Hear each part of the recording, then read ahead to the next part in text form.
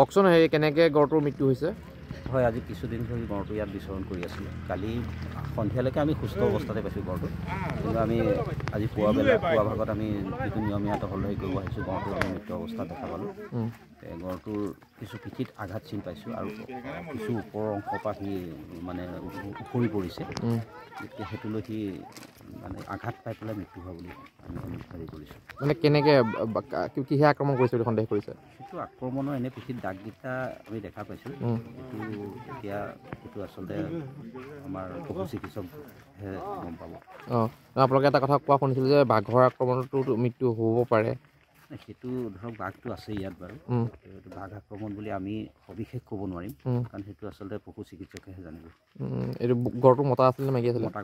কিমানমান বয়স হ'ব আনুমানিক প্ৰাপ্তবয়স্ক কোন স্থানত হৈছে ঘটনাটো এইটো আমাৰ কলিয়াবৰ চাহ বাগিচাৰ কাষতে নিচেই কাষত আৰু কামাখ্যা মন্দিৰৰ তলত ঠিক আছে